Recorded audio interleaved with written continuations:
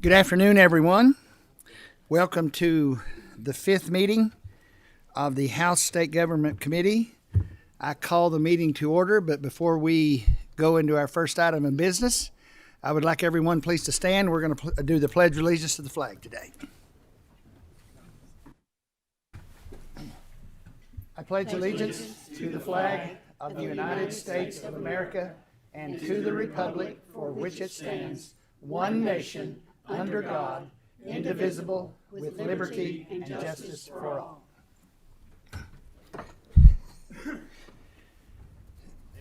Thank you very much. Pause with me just for a second. Father in heaven, we ask you to bless this meeting today in Jesus' name. Amen.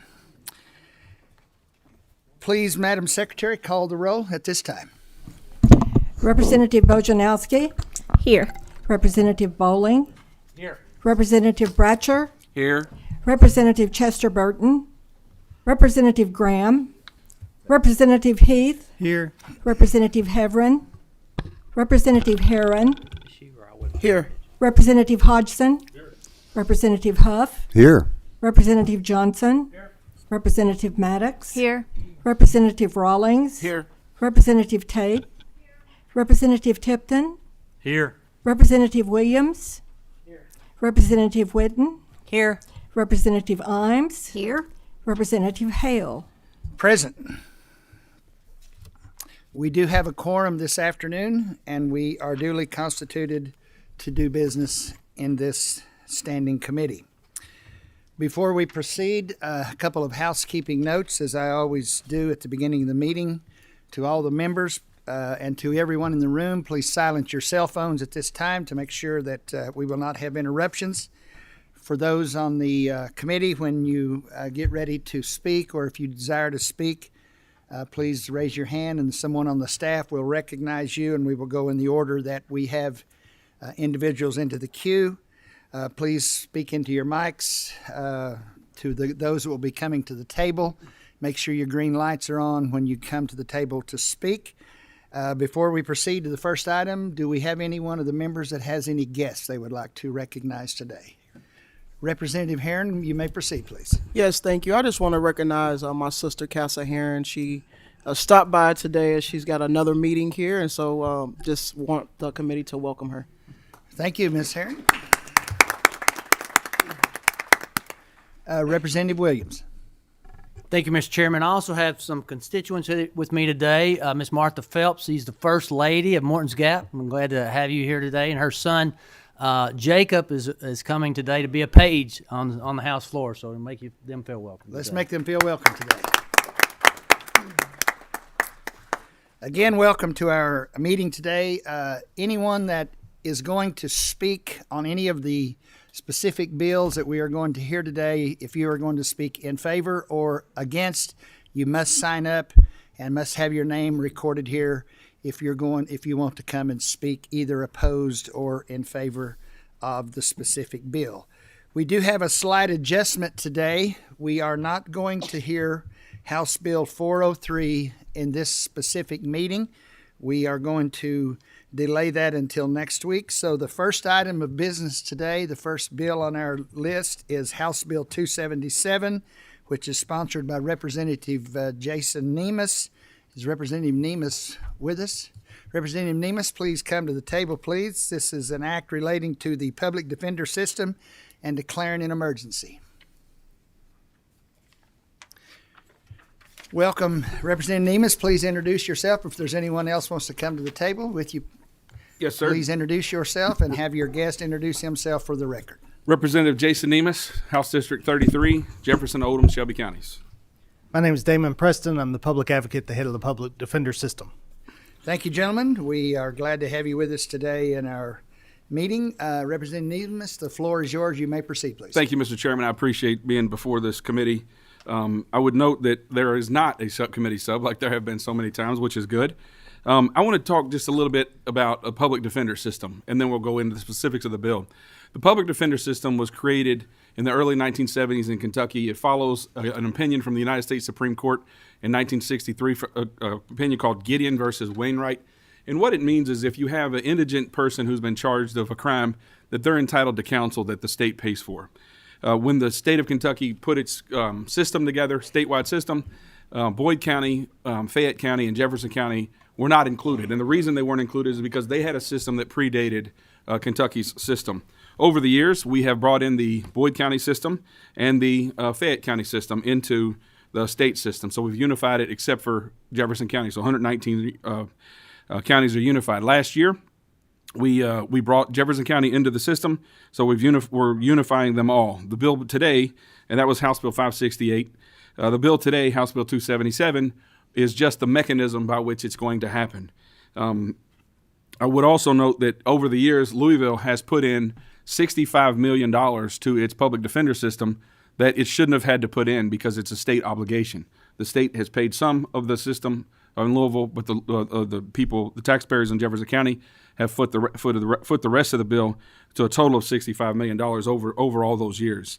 So I want to say a bit about the people who work there, to the employees, who I understand many are watching.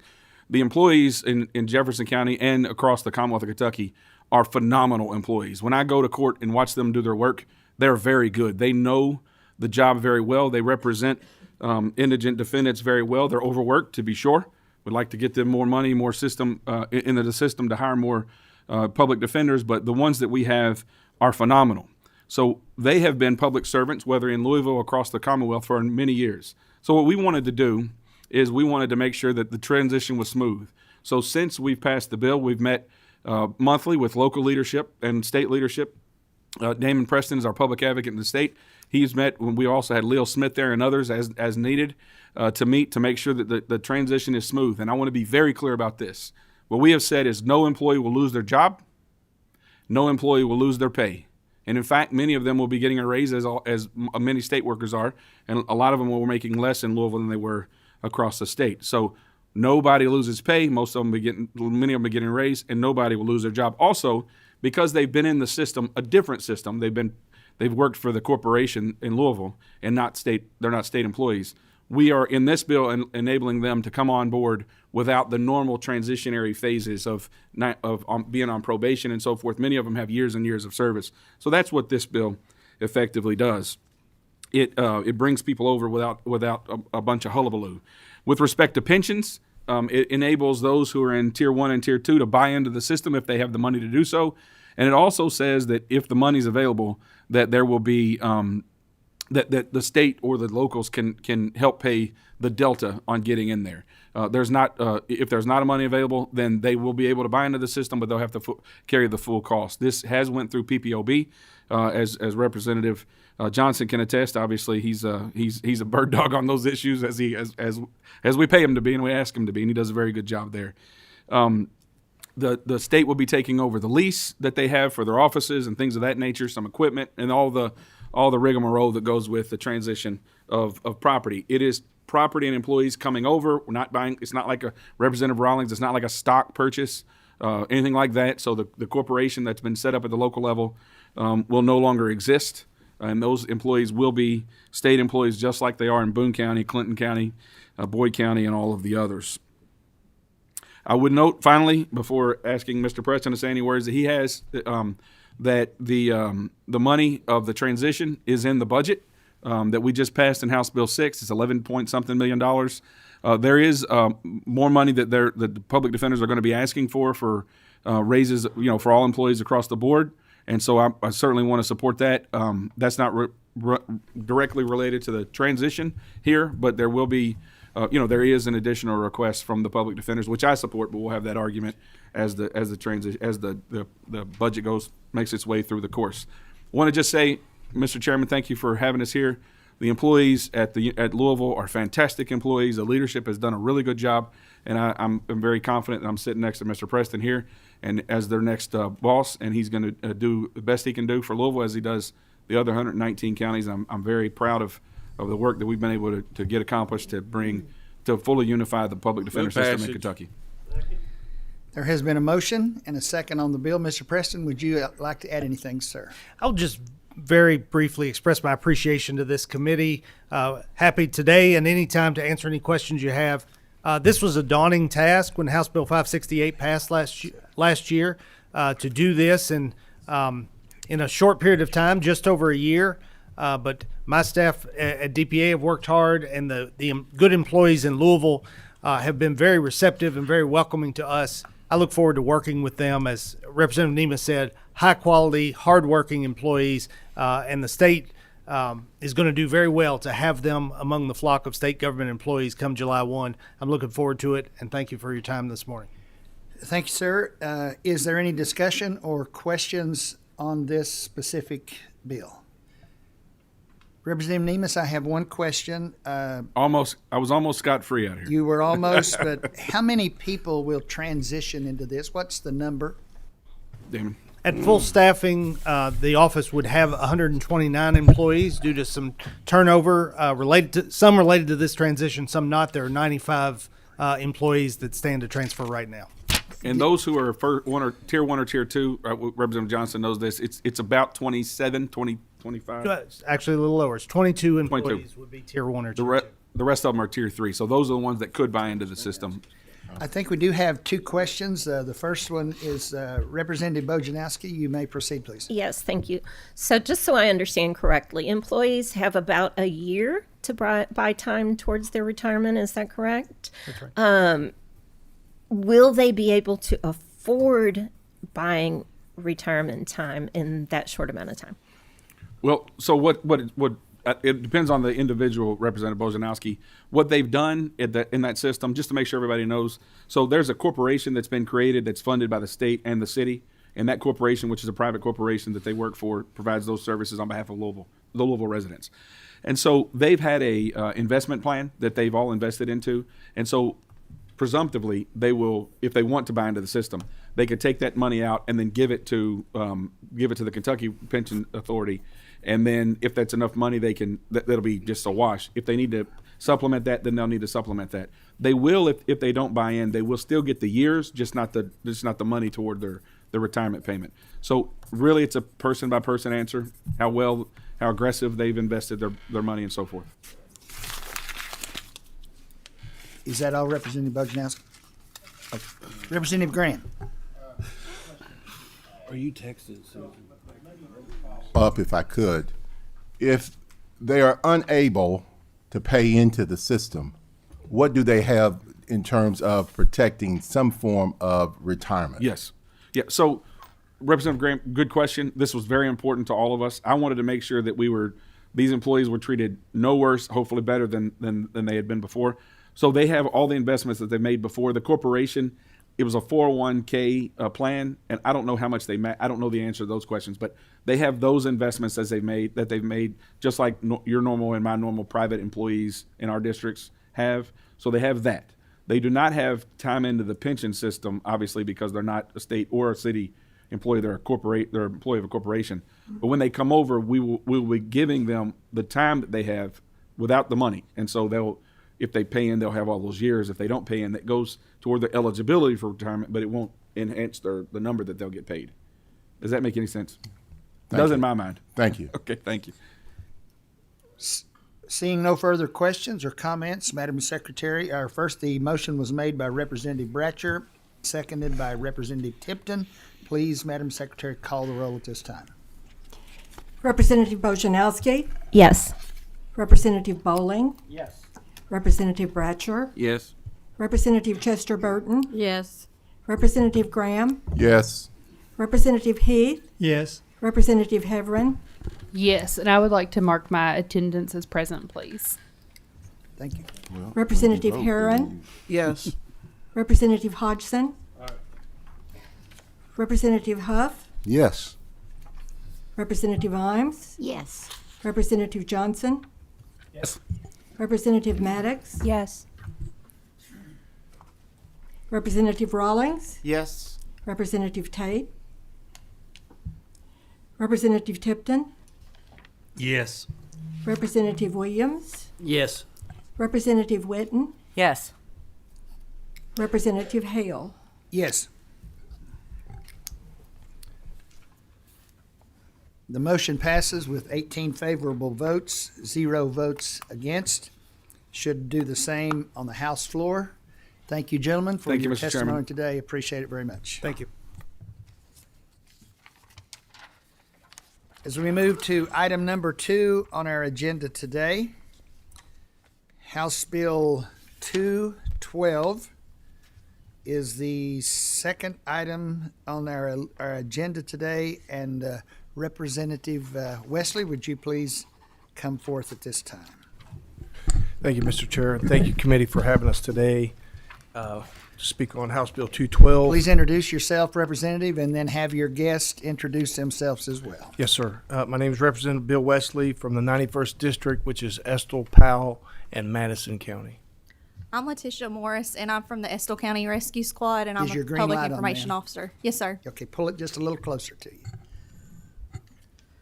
Go ahead one more time. My name is Letitia Morris, and I'm with the Estill County Rescue Squad, and I'm a volunteer, and I'm also the public information officer. Thank you, sir. I'm Bruce Roberts. I'm Deputy Director of the Kentucky Fire Commission. We appreciate you folks being with us here today. Representative Wesley, the floor is yours to explain to us House Bill 212. Thank you, Mr. Chairman. This is a very simple bill. It deals with PTSD for our rescue squad, and it's an honor to having some friends with us today that has dealt with that on a different level. We have gave PTSD resources to our dispatchers a couple years ago through House Bill 79. And this is going a little bit further. This is dealing with the PTSD for the rescue squad. That is totally different. They're not part of the fire department. I want to stress that. But yet they work together. And so I'm proud of all of them. But dealing with the floods in eastern Kentucky and also the tornadoes in western Kentucky, we have these that goes out and they really give their life as a sacrifice. And they deal with the hurting. They not only that, but also with a lot of death. And so this bill will also open up through the Fire Commission to give them the resources that they need if they're ever dealing with PTSD, with any kind of mental trauma. It doesn't cost the state anything. The program is already there. And so I would like, if it's all right, if Ms. Morris would like to testify, and also our Fire Commission. Yes, ma'am. Please proceed. We're glad to have you with us today from the Estill County Rescue Squad. Rescue Squad. Yes, sir. Please share with us your thoughts today. So thank you for having me. Thank you, Bill, for having me too. As a rescue squad member, I'm a volunteer, which our organization are all volunteers. We're totally different from an EMT or the fire department. Sometimes we do train together. But I feel like this is a great bill for us because we've lost several members over the years just from dealing with what we see on a daily basis. Not just a disaster from car wrecks, from seeing young kids deceased, as well as adults. And sometimes years and years after seeing all of that, you have mental stuff that come up. And this is going to help us a lot. Sir, would you like to add something, please? I'd just like to add that the firefighters and the rescue squads do work together quite a bit. And a lot of our members are firefighters and part of the rescue squad. And this will give the opportunity for rescue squad personnel to attend the PTSD classes that the Fire Commission provides. So I think it's a great working organization that will help all the rescue workers. Motion on the bill. There has been a motion, and there has been a second on the bill. Is there any discussion or questions? Representative Tipton, you may proceed, please. Thank you, Mr. Chairman. Representative Wesley, I appreciate you and your guests presenting this today. I think it's very important. How many counties in the state have rescue squads? I know not every county does. Just out of curiosity. Do we know? That's a number I'm not sure. Do you? I think there is about 10 throughout the state. Okay, thank you very much. Representative Bratcher, go ahead, please. Just kind of off subject just a little bit, but just for information with the experts up there, there's always this talk of that when a firefighter goes into somebody else's district and helps out, that they lose their workers' comp. Does that ring a bell with you guys? No, sir. Most fire departments have mutual aids with different departments around their location. So the Fire Commission pays worker comp for all volunteer firefighters. So as long as you're responding under the orders or directions of the fire chief, you'll be covered by workers' comp. Okay, is that for Chapter 75s too? Yes, that's for all volunteer firefighters. Well, I swear that comes up every now and then, so I don't know. All right, thank you. Any other discussion? Representative Wesley, thank you for this really good piece of legislation. As Representative Tipton said, thank you all for your work in the rescue squads. I know that in that area, I'm very familiar with that area, just living just a few miles from where you live, ma'am, that in the Red River Gorge area, there's a lot of time that you're called there, and there is some excellent rescue squads that come in all hours of the day and night, all types of weather, to rescue people. And not just that, but thank you for your work. We appreciate it. And again, Representative Wesley, thank you for this good piece of legislation. Having a motion and a second on this bill, Madam Secretary, please call the roll at this time. Representative Bojanowski, Yes. Representative Bowling, Yes. Representative Bratcher, Yes. Representative Chester Burton, Yes. Representative Graham, Yes. Representative Heath, Yes. Representative Heverin, Representative Herron, Yes, can I explain my vote?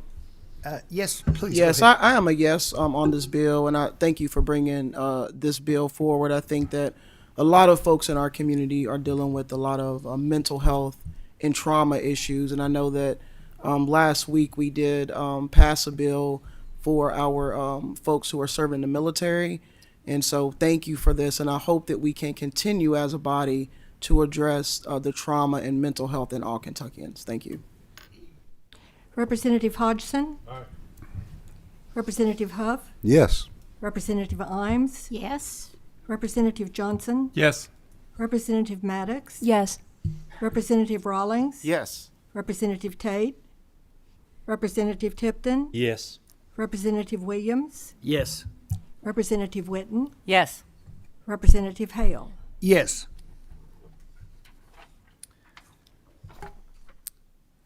House Bill 212 passes with favorable expression with 18 yea votes, 0 votes against. Should do the same on the House floor. Again, thank you all for being with us. Thank your guests for being with us. So we do want to say we appreciate very much what you do. And certainly I think this is something very needed. Thank you, Representative Wesley. Appreciate you all being with us today. Thank you, Mr. Chairman. Committee, thank you.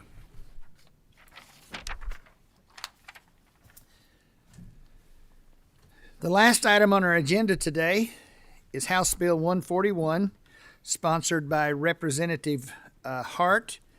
This is an act relating to water fluoridation programs. Representative Hart, would you please come to the table with whoever wants to join you there?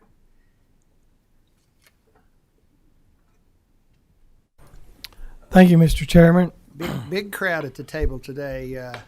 Representative Hart, I'm going to start with you. Please introduce yourself for the record, and then we will go to your right and then back to your left and have each individual introduce themselves for the record today. All right. Representative Mark Hart, 78th House District. It's all of Pendleton County and parts of Campbell, Kenton, and Boone. Representative William Lawrence from the 70th District, Mason, Bracken, Harrison, and Robertson County. Ma'am, would you please introduce yourself? Into the microphone if you can, please.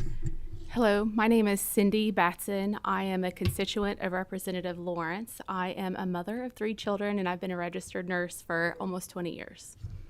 Sir? My name is Dr. Jack Call. I'm a practicing dentist in Louisville, Kentucky for 47 years now. I also serve as the executive chair of the International Academy of Oral Medicine and Toxicology. James Smith, Mayor. Push your button. James Smith, Mayor of the City of Cynthiana. Welcome each and every one of you. Representative Hart, the floor is yours. You may proceed. Thank you, Mr. Chair. House Bill 141 that's in front of you. It's a bill that will undo an unfunded state mandate and return this decision or this issue to local control. What it would do, it will allow the local water districts or the municipalities that control the water boards to decide whether or not they would want to put fluoride in their water. We're one of only 15 states in the country that do this, and 2 of the 15 states have a local option, which is what we're trying for today. I would also like to point out that in the back of your packets, we've give you all some letters of several water districts that are in support of our efforts. And with that, I'm going to turn it over to my primary co-sponsor, Representative Lawrence. Thank you, Chair. Thank you guys for having us here today. Many of you know me as the state representative, and a lot of you know me as duty calls. I am a wastewater treatment operator, and I also have my drinking water license. So in working in this field, before I come to the House of Representatives, I worked in the utility department for about 8 years, roughly, for an actual public utility where we treated water, drinking water, that my family and I were consuming. After working at that facility, quickly I learned the dangers of fluoride. Working in that facility, when we would change the tanks for fluoridization, these are very dangerous. We had to wear special masks, special gloves. The tanks actually set on metal grating that every 3 months we had to replace that metal grating because it ate through that metal grating.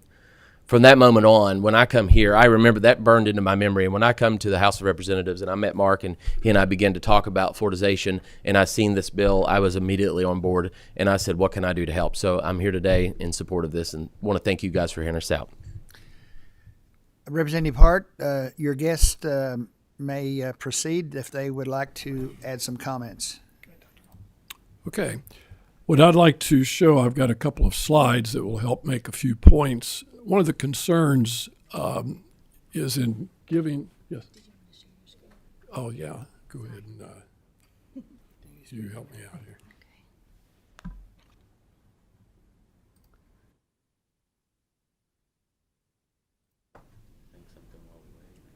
We're almost there.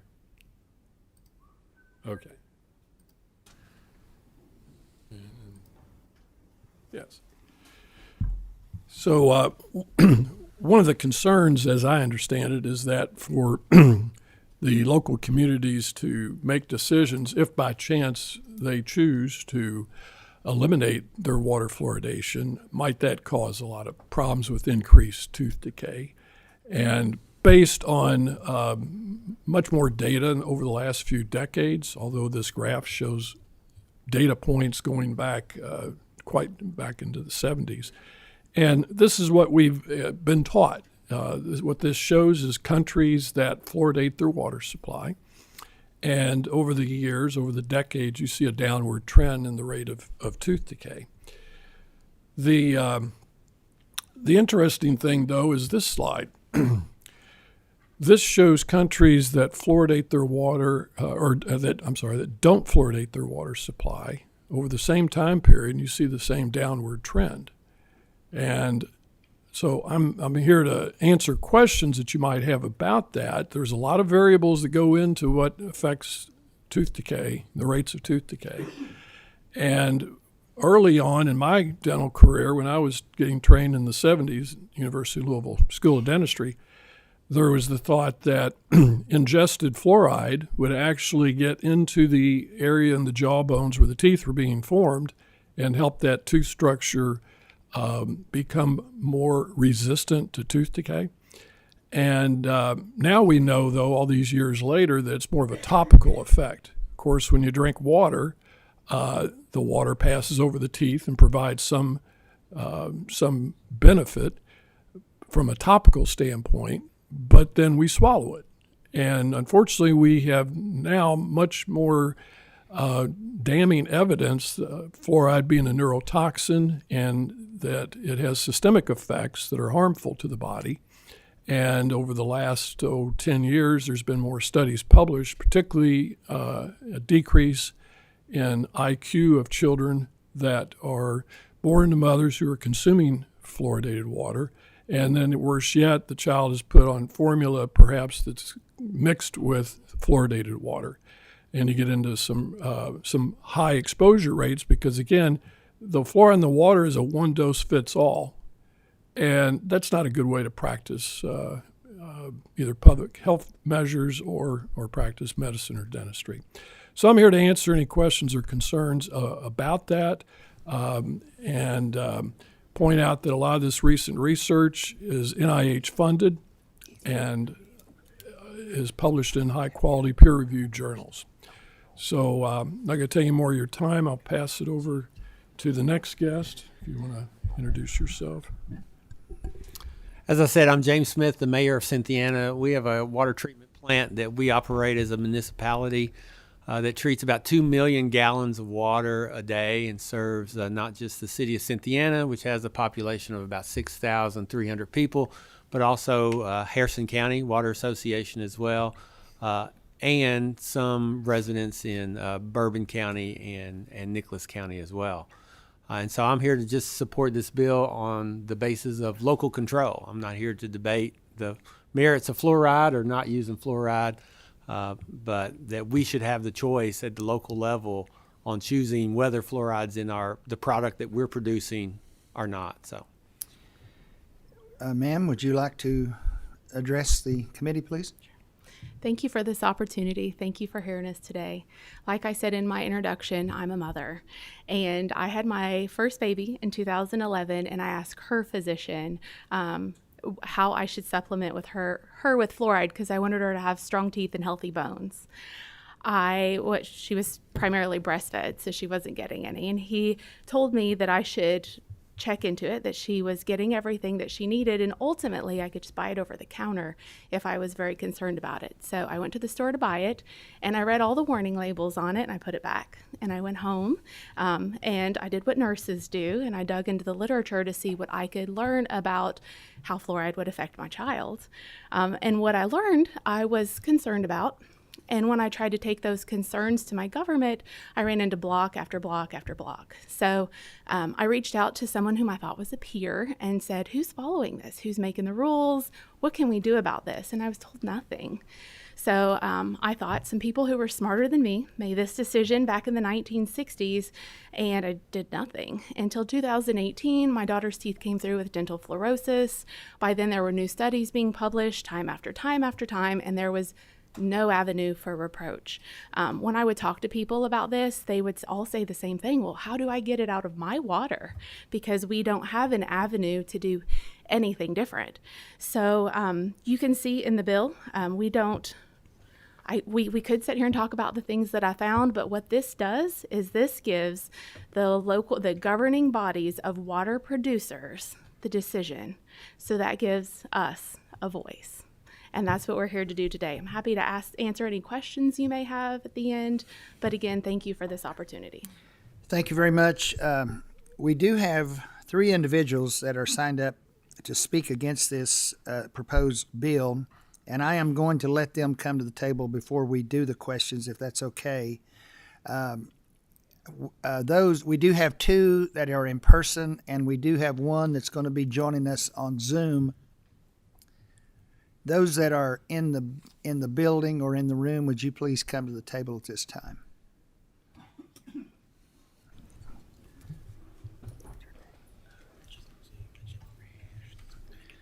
Before I go to you, do we have Miss Jennifer Hash? Is she joining us on Zoom today? Yes, sir, I'm here. Okay. I will start with you, ma'am, on Zoom. If you would please introduce yourself to the committee for the record. Good afternoon. My name is Jennifer Hash. Thank you for having me. I have been a member of the Kentucky Oral Health Coalition as long as I've been a dental hygienist, which is since 2013. The majority of my clinical experience has been caring for patients in underserved areas. I helped establish a school-based health program affiliated with a health center in the west end of Louisville and worked there for many years. I'm here today to speak in opposition to House Bill 141 and to encourage all of you to continue to protect community water fluoridation programs. The kids we care for often struggle with pain, infection, and swelling due to decayed and abscessed teeth. This impacts their ability to learn, grow, behave, focus, test well, etc. I ended many clinical days in tears, overwhelmed at the disparities we were seeing and the overall lack of resources for children to find care. There is a clear dental workforce shortage in Kentucky.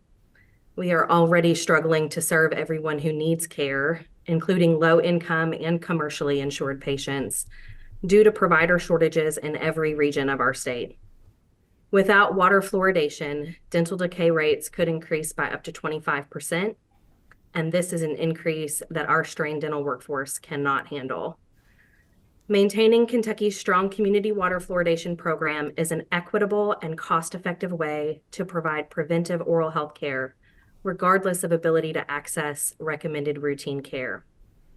Although the experiences I've described come from my individual community, there are other KOHC members and dental providers that echo that they are seeing the same issues and that statewide policies around community water fluoridation benefit everyone and ensure we can reach the most people across the Commonwealth. Thank you. Thank you, ma'am. Ma'am, would you please introduce yourself for the record, and then, sir, would you follow that? And which either of you wants to proceed first, you may. Good afternoon. My name's Mary Ann Birch. I'm a retired dental hygienist. Go ahead, sir. I'm Dr. Steve Robertson. I am Executive Director of the Kentucky Dental Association. You may proceed at your pleasure, either one of you. Good afternoon, and thank you for allowing me a few minutes to speak today. I'm here on behalf of the Kentucky Dental Hygienists Association. As a dental hygienist who's practiced for 42 years, my main focus was prevention of dental disease for my patients. My husband, Dr. Gene Birch, grew up in Louisville. He was a patient at the University of Louisville Dental School as a child before fluoride was added to the community water system in the early 50s. He had many cavities as a child. His parents took him to a private practice dentist and found that the cost of repairing those decayed teeth was more than their family could afford. So he therefore went to the University of Louisville Dental School for his care. He saw firsthand the effects of the community fluoridation when he practiced dentistry here in Frankfort for 37 years. He urged me to share his history with you all this afternoon. For over 70 years, community water fluoridation has been proven a safe, reliable, cost-effective preventive measure to keep strong teeth and reduce cavities by at least 25%.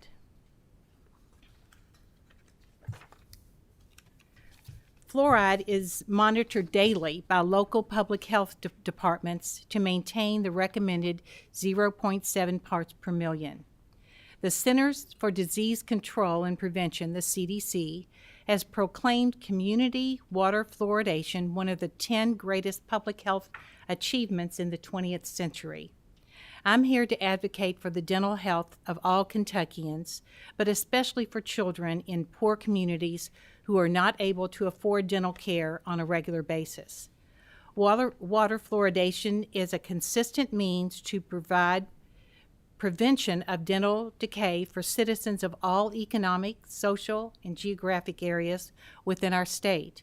It's a powerful strategy to eliminate health disparities among populations. Without fluoride in the community water supply, it's been proven that dental decay will increase. In 2007, Juneau, Alaska removed fluoride from their water supply. Studies show that children under 6 experience the need for one additional decay procedure per year at a ballpark cost of $300 more per child. That's huge. We cannot afford to increase dental disease, both economically or physically. This will impact our poorer communities, especially in historically vulnerable populations in areas of eastern Kentucky. Many are covered by Medicaid. An increase in the dental decay will increase the cost of Medicaid significantly. There's not enough dentists providing care for the Medicaid patients already because of the low reimbursement rate. Prevention is our best answer. Dental disease causes children to miss school, and dental pain causes them to be distracted when they are in the classroom. Our dental team includes dentists, dental hygienists, dental assistants, who all work hard each day to make the citizens of Kentucky as healthy as possible with their dental care. Please consider our professional advice and continue to provide consistent fluoride access to our patients in community water supplies. This is certainly the best use of our taxpayers' dollars for the dental health of your constituents. Thank you so much for your time. Thank you, ma'am. Go right ahead, sir. Chairman, members of the committee, thank you for allowing me to speak with you today. My name is Stephen Robertson. I'm a retired general dentist who practiced in Bowling Green, Kentucky for over 30 years. For background, I served as president of the Kentucky Dental Association 20 years ago. I'm a former president of the Kentucky Society of Dentistry for Children, fellow of the American College of Dentists and the Pierre Fouchard Academy, and currently I'm serving as executive director of the Kentucky Dental Association, and I serve on the Kentucky Board of Dental Lifeline's donated dental services. Besides seeing patients from all walks of life through my practice, I've participated in numerous remote area medical and Mission of Mercy programs. Through this experience, I've witnessed the extent of the level of dental disease in our Commonwealth. Today, I am here to speak in support of retaining state-mandated fluoridation of our water in Kentucky on behalf of the Kentucky Dental Association and its members. Dentistry is one of the few professions where our true goal is to put ourselves out of business by helping everyone achieve optimal health. Removing fluoride from the water supply of those Kentuckians served by these systems will only eventually lead to increased decay rates and increased time spent out of work and school for further preventable treatment. As dentists, the oral and overall health of our patients is our top priority, and preventing disease before it starts is our number one goal. Water fluoridation is considered one of the top 10 public health measures of the 20th century. The most conservative measures estimate that every dollar spent on water fluoridation leads to an estimated $38 in reduced dental cost. The pain, suffering, and loss of time and wages that is prevented by this program is immeasurable. Fluoridation is inexpensive, costing many systems less than $10,000 a year, and is truly a benefit across all strata of society. Today, more than 70% of all U.S. water supplies are optimally fluoridated. This means that only a small amount of fluoride is added to drinking water, enough to help prevent tooth decay in a manner that is safe for everyone. Fluoride occurs naturally in the soil and in the foods we eat. The highest level of fluorides in food occurs in potatoes and carrots. Other foods with high fluoride content are canned vegetables, so the source of fluoride cannot be readily determined. Not only is fluoride in our drinking water, it's in colas, reconstituted juices, bottled water, and depending on where it's grown, even tea. The amount of fluoride in drinking water is calculated with consideration of all these items. Some wells in Kentucky have naturally occurring fluoride. Kentucky's water supplies are constantly monitored to ensure the safe levels for our communities. The most common side effect of fluoride is dental fluorosis. This condition ranges from white staining to brown staining to pitting of the enamel. In my over 30 years of patient care, I've seen limited dark brown staining. I have never seen the associated pitting of the enamel. Fluorosis affects developing teeth, and it's estimated 23% of the population has dental fluorosis. That's a number that seems a little extreme to me based on my experience. The cases of tooth staining are often mild and usually mitigated with whitening procedures. The people most susceptible to fluorosis are children less than 3 years of age whose teeth are developing and who are often left to brush their teeth unsupervised. Fluoride in toothpaste is often considered the cause of this fluorosis because of this lack of supervision. But while staining of teeth is not cosmetically ideal, in the rarity that it occurs, the opposite effect of children amassing large amounts of tooth decay due to the lack of fluoridation is even more detrimental and potentially deadly. There are other ascribed side effects of fluoride in the water, ranging from cancer to lowered IQ.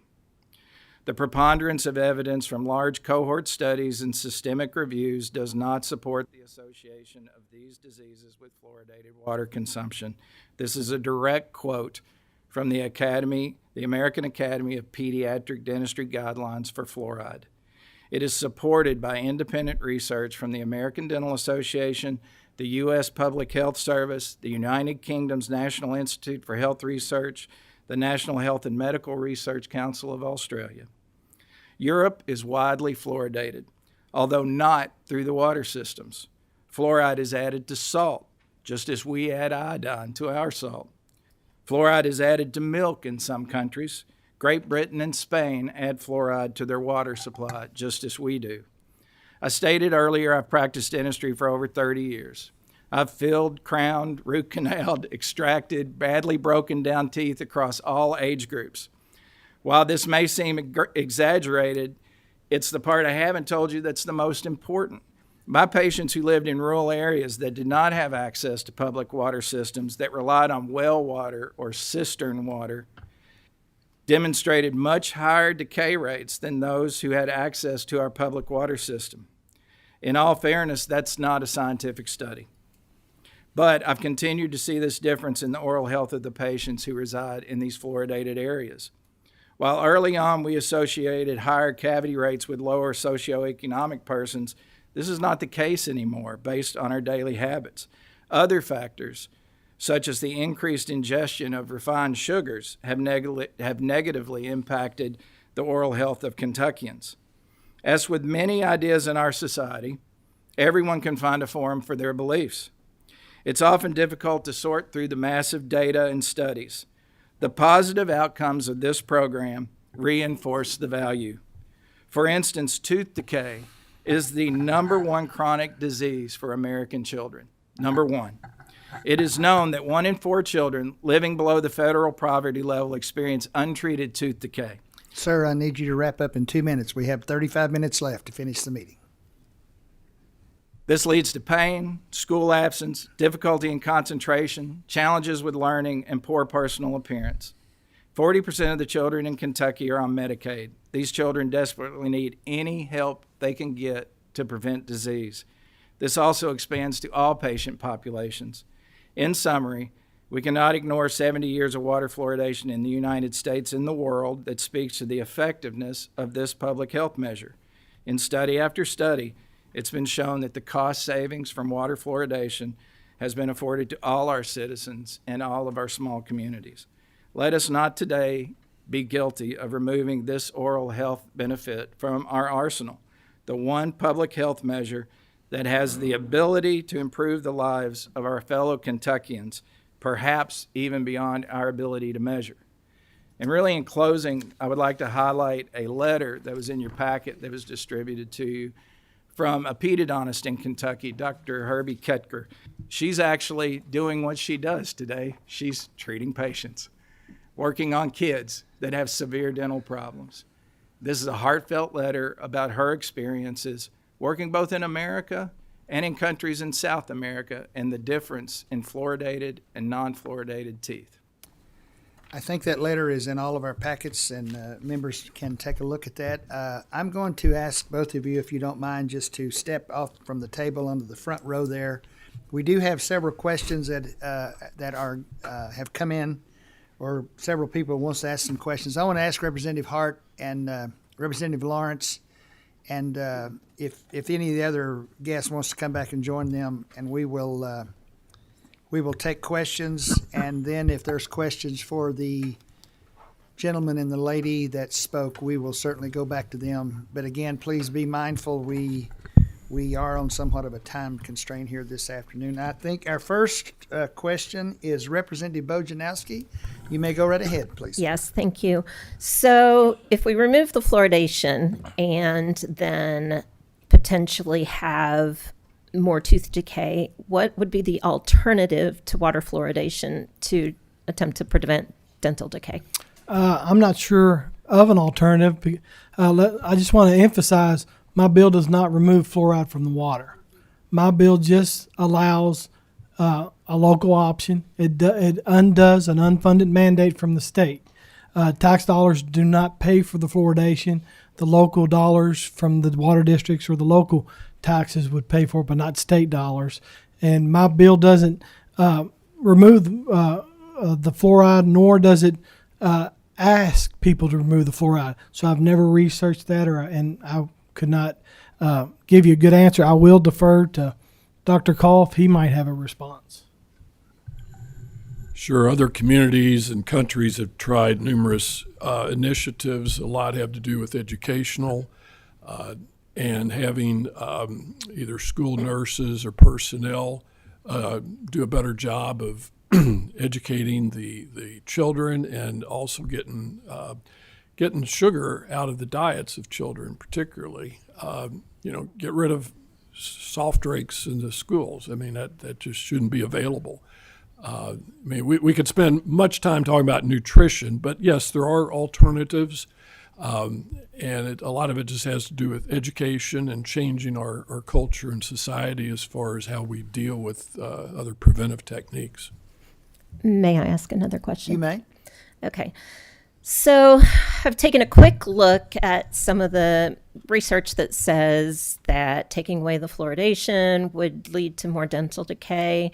And then actually my sister sent me some research that talks about how maybe fluoridation is not good for you. And the article that she sent me to talked about not just the impact of fluoride, but can you speak on, and I'm assuming this would be for the physician, can you speak on the impact of fluoride on the absorption of dietary aluminum?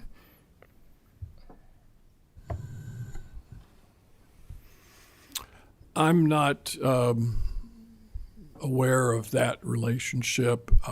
Again, I'm not a biochemist, and so I can't really answer that one. Yeah. There's been associations with lead, and there's been some limited publications about that. But do you have an answer about the aluminum? Yeah. I can't speak directly to the absorption of aluminum in the body when you consume fluoridated water, but I can speak about the chemical, which increases your exposure to those other heavy metals. The chemical that's used is a byproduct. The chemical that we use at our water department is part of the research that I did when my daughter was so small. I tracked down our distribution team, and they bid the purchase of the chemical to the lowest bidder. So if that's coming from out of country, if it's here, where ours were coming from at the time was from a phosphate fertilizer manufacturer. They condense phosphate into fertilizer, and they pour sulfuric acid on it. When they do it, there's a vapor that comes off of it that's captured in a smokestack because the EPA regulates it as being too harmful to be emitted into the environment because it kills things. On top of the smokestack is a water drip, so they call it a wet scrubber, and it liquefies that vapor. And that liquid is transferred to a cooling pool. What's solid settles to the bottom, and what's left over is what we buy and truck to our water departments. So in 2014, there was a study done by a biologist, and she sampled that chemical called hydrofluorosilicic acid, and she found that it contained aluminum and lead and manganese. We hear all the time that fluoride is a natural occurring chemical, a natural occurring element, but what we don't know is that what goes to our water is a silicofluoride. It is man-made by this process of condensing this rock. So it isn't something that our bodies are used to metabolizing and excreting. So yes, you are exposed to other heavy metals from the Earth's crust from the chemical that's dripped into the water to artificially elevate the level of fluoride. Thank you. Representative Heath. Thank you. More of a comment than a question. I'll repeat the same comment I made the last time you were before this committee with this issue. And I grew up in the country drinking well water. There's 9 of us kids. I'm number 8 out of the 9. And fortunately, we grew up eating out of the garden. So I ate a lot of potatoes, and maybe that's was my fluoride substitute. So I was glad to hear where I got my fluoride from because it didn't come from the water. I really like the idea of local control. I like the idea of individuals being able to decide, not everybody can go get their water from a well. I'm very fortunate. I still drink well water. But I like that option of local control. I'll be voting yes. Representative Rollins. Yes, I agree with that. I have a daughter living and working in Europe, in the Netherlands, so we spend some time over there when we can. So we traveled to the Netherlands, to Germany, and to France, and they have all rejected fluoridation. And so I did a little asking around while I was over there, and I heard through testimony that Great Britain and Spain have fluoridated water, but that's very much a minority. That most are enough, or almost every country other than that have rejected it. I looked up a study that said most of European countries have experienced substantial declines in tooth decay without its use. So there's conflicting results in these studies, and that's why I also advocate for local control. So I agree with Representative Heath. That's what this bill is about. We need to focus on that. And I'd like to, one more comment about Great Britain, or the European countries using it in salt, I don't think is a fair comparison, because the intake in salt is nothing like the intake in daily water. And I looked up a figure too, 5.7% of the world's population has fluoridated water. So I'd like to know your take on that, Doctor, on why we think we're, making the right decisions compared to the rest of the world.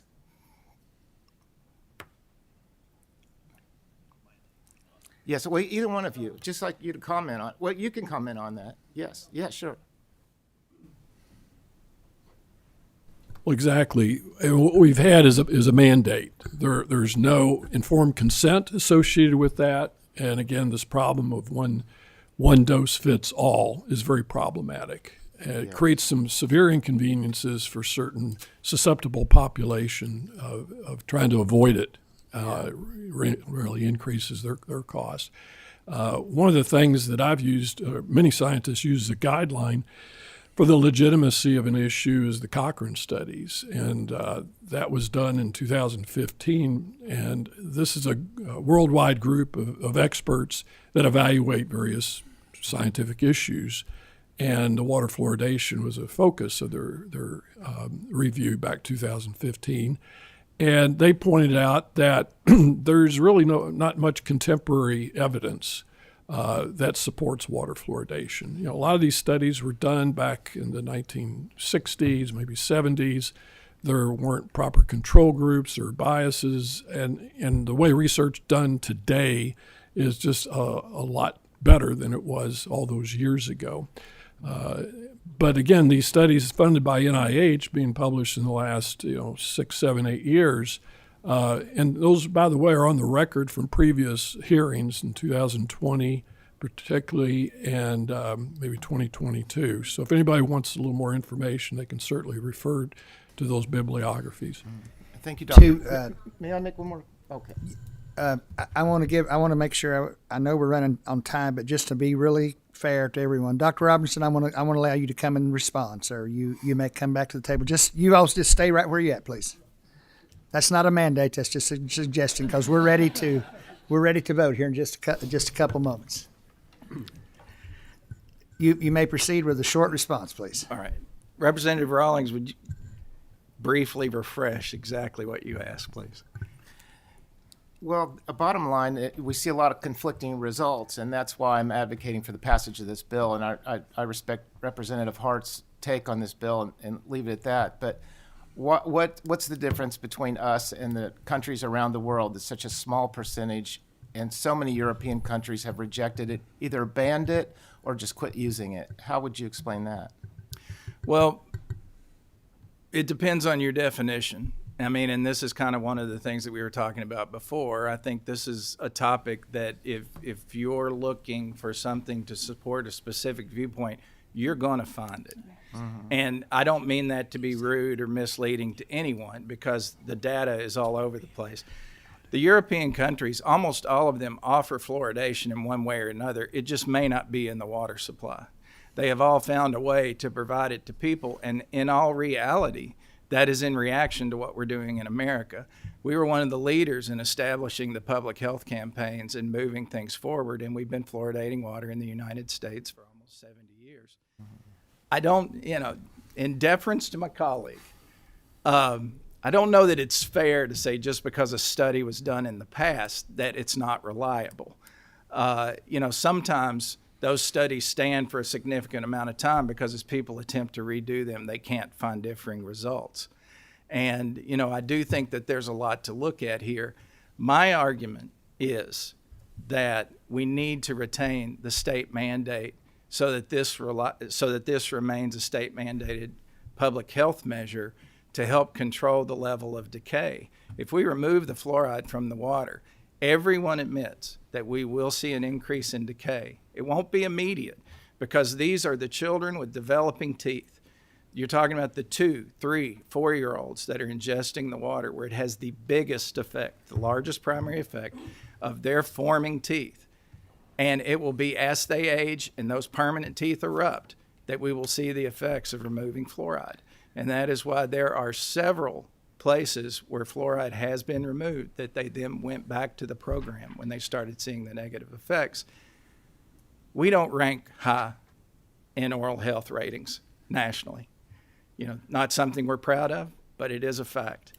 And I just, you know, I don't like the optics of ranking 48th or 49th in oral health in America and having a discussion to potentially remove fluoridation from our water. Thank you, sir. Representative Bratcher, we have 2 more questions. Quickly, please. You may stay there, Dr. Robertson, if you'd like.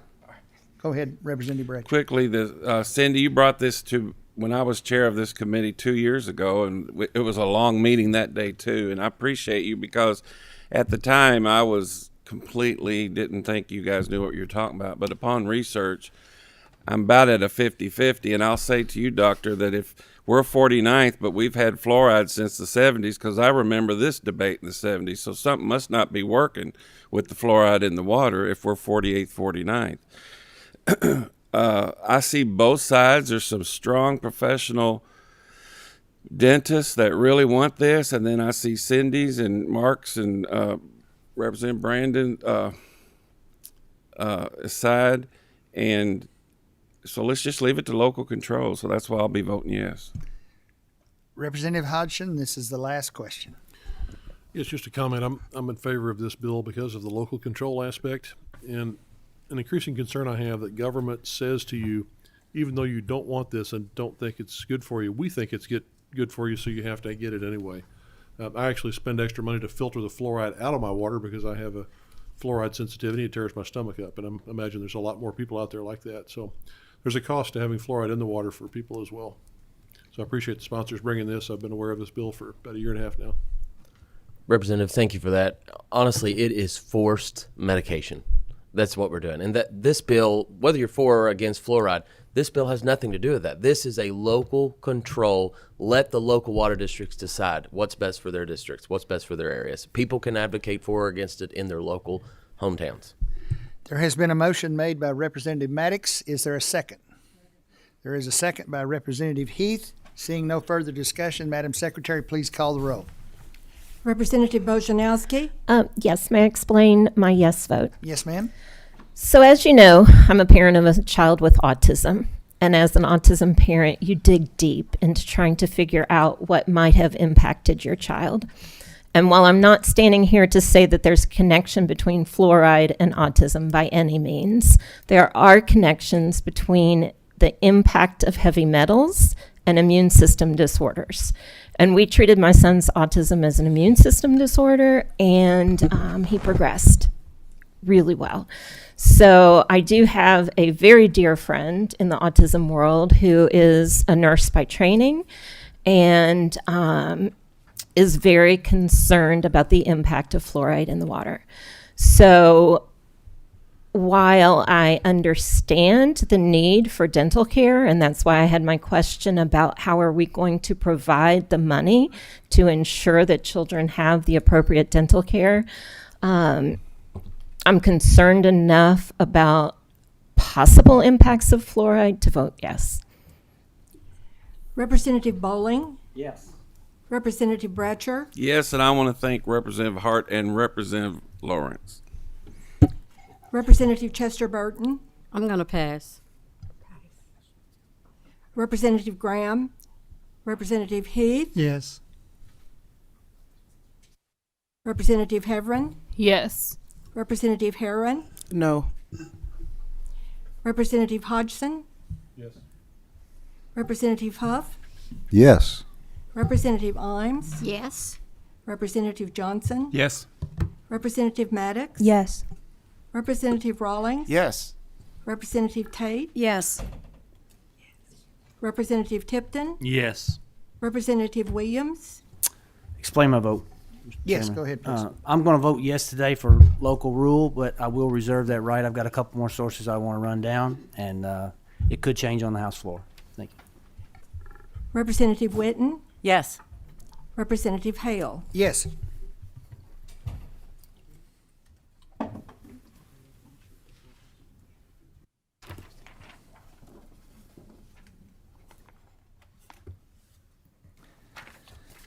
The motion passes with 16 yay votes, 1 no vote, and 1 pass vote. The same should pass favorably on the House floor. I would like, I'm sorry. Oh, go ahead. No, continue, please. I just want to record a note, some votes after you get finished. Okay, just Excuse a second, me. please. This vote passes favorably here, 16 yeses, 1 no, and 1 pass should do the same on the House floor. Representative Tate. Mr. Chair, I'd like to record some yes votes for Yes. House Bill 277 and House Bill 212, please. 277, 212. Is there anyone else that missed any votes? I want to thank everyone for your time. A good discussion today. Appreciate everybody's patience. We are adjourned.